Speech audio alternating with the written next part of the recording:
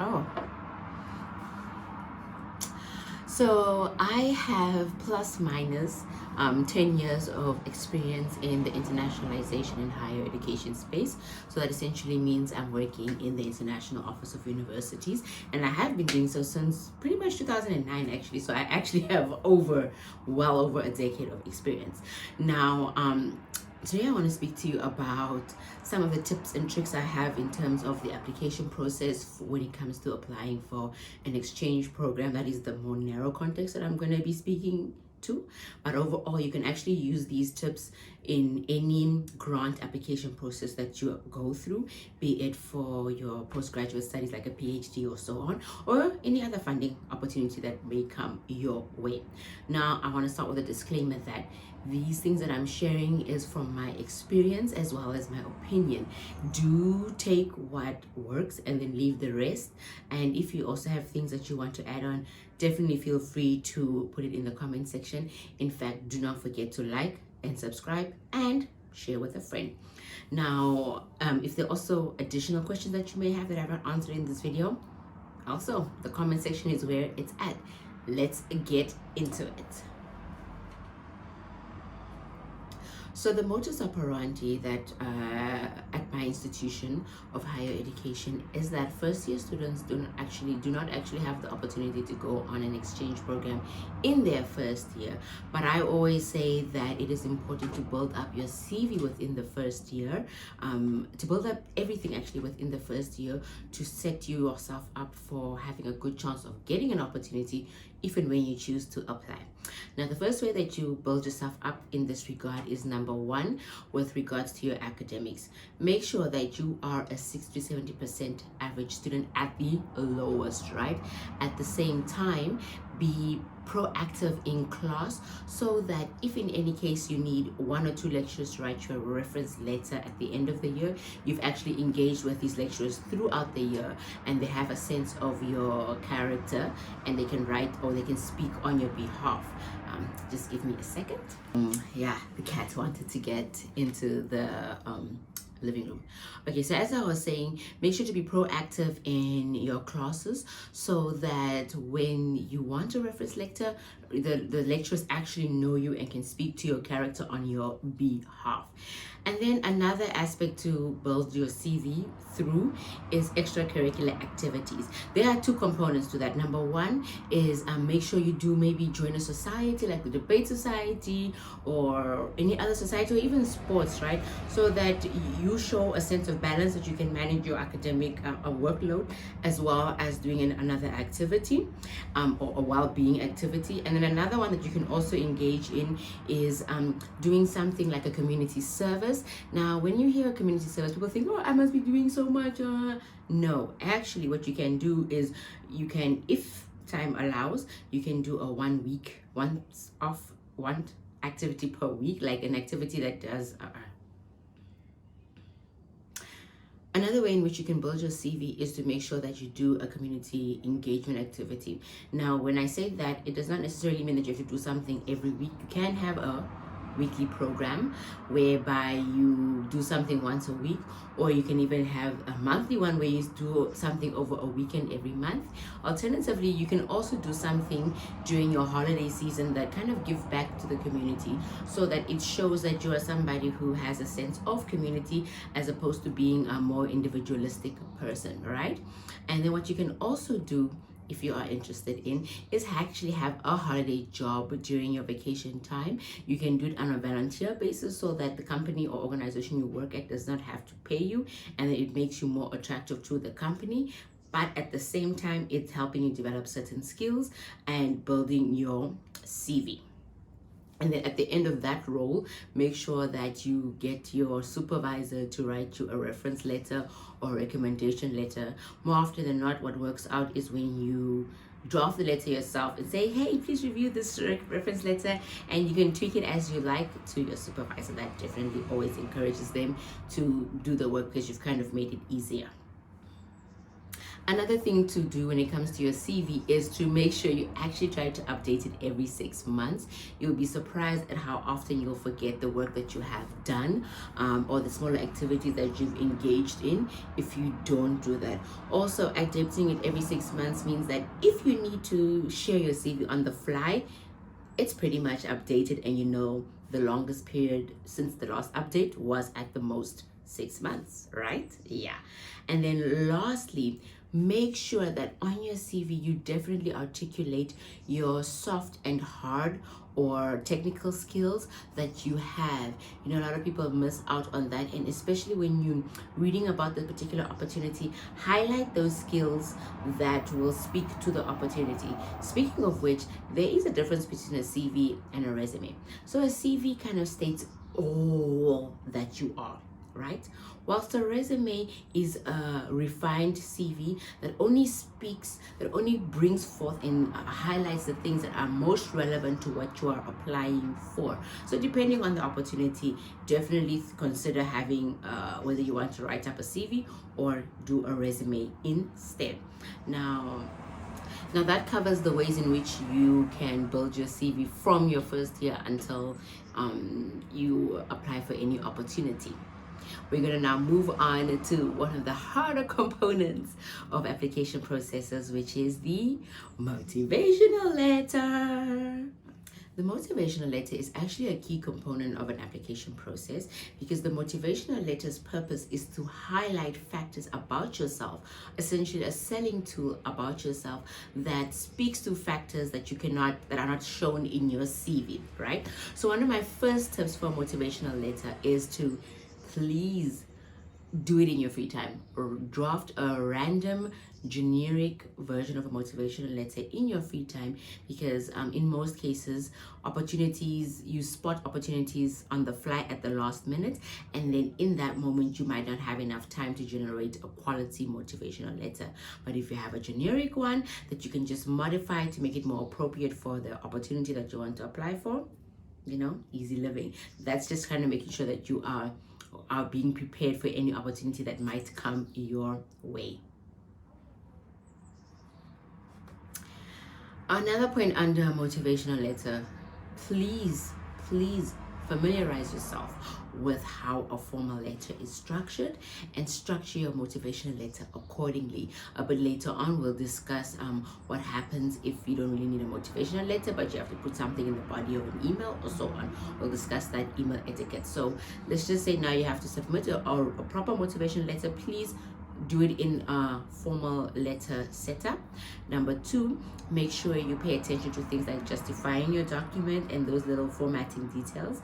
Number 3, this is why it's also important to do this when you're not under pressure, because then you also have time to the next day or 2 days later proofread your motivational letter for spelling mistakes, grammatical errors, just to make sure that it is the best version of that letter that you can have.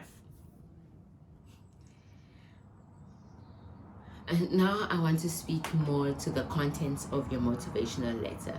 So in your motivational letter, like I said earlier, it is a selling tool that needs to bring forth the things that are kind of vague from your CV, or that are not in your CV at all. So one of the things that you need to do in your motivational letter is kind of speak to the challenges that you have faced. I want you to speak from a perspective of a victor and not from a perspective of a victim, because as a victor you indicate, these are the challenges that I faced, and the reason why my successes are so delicious is because of the challenges that I faced. So let's say your academic record shows that you had to repeat a module. You'd explain what has caused the challenge that you struggled with that module and how you overcame it. So there it just shows that kind of every challenge that I have, I've used it as a stepping stone to improve myself and better myself. Another thing when it comes to motivational in terms of your motivational letter is to discuss in that letter how you will use this opportunity, to benefit the wider community outside of yourself. So let's say you want to do your PhD studies, then you can go say, no, when I come back or when I'm complete, I want to do a module at a high school or something like that. Or if you're just doing an exchange program, you can say, I will do a presentation to my fellow classmates regarding the lessons learned and other points from my trip, from my cultural and academic exchange. So those are the type of things that you can put in your motivational letter to show that not only are you going to use this opportunity to benefit yourself, to get exposure, but at the same time you're going to come back and try to pay it forward and make sure another person who might not get the same opportunity as you can also grow from the opportunity that you have received. Lastly, but not the least important in terms of a motivational letter, do remember we live in a popcorn society where people's attention span is very, very limited. So do not make your motivational letter too long. Do make sure that your opening paragraph is quite powerful and intriguing, that will make the reader want to read some more, but try to keep most of the highlights in the opening paragraph, because just imagine somebody has to go through 150 applications and your application is 149. You don't want it to be too long and too draggy that they just feel like, ugh, this is not what I want to be reading. You want to kind of have that powerful introduction and then have a better explanation or breakdown in the body of your motivation.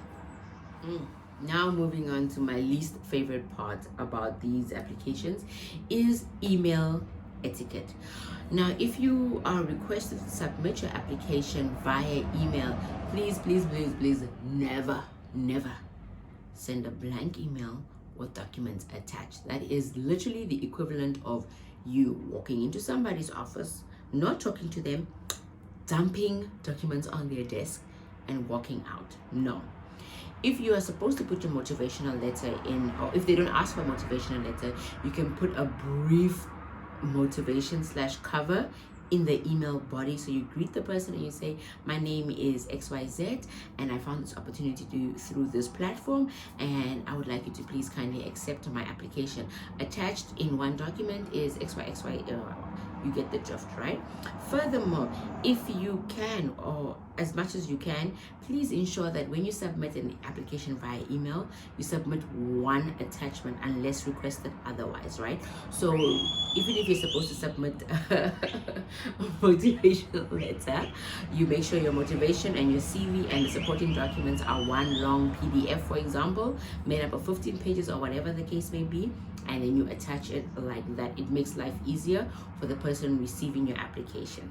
Speaking of attachments, make sure you name your attachment in an efficient way so that whoever is receiving the attachment without having to open it can just see or know what it is about. So grant application underscore hinder Y, that will be my surname and my initials. Or if they want every supporting document to be a separate attachment, then you itemize or you name each document accordingly so that the person receiving the email can see without having to go open to each individual attachment what it is about. Yeah, that's pretty much what I have to say with regards to email applications or email etiquette when it comes to applications. Now, last but not least, somehow should also be first, right? It should actually be the first point, but I'm saving the best for last. One of the most important things that I tell my students when they're applying, make sure to follow instructions to the letter.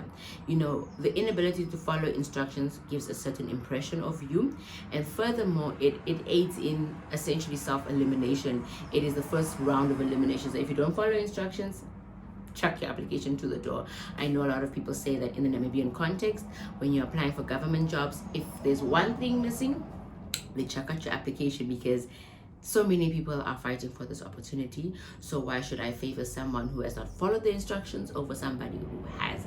Speaking of following instruction, here's some other tips that come to mind.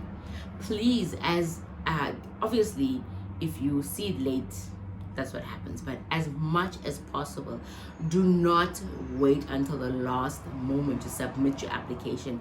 Any hiccup may happen, like for example, in South Africa, load shedding may be taking place, so the email may not be received on time, or any other hiccup can happen, or a specific pages, but it's any hiccup, and if you leave it to the last minute, the hiccup will be picked up late, and then you cannot get an opportunity to submit because the deadline has passed. So as far as possible, do not wait until the last moment to submit your application for anything.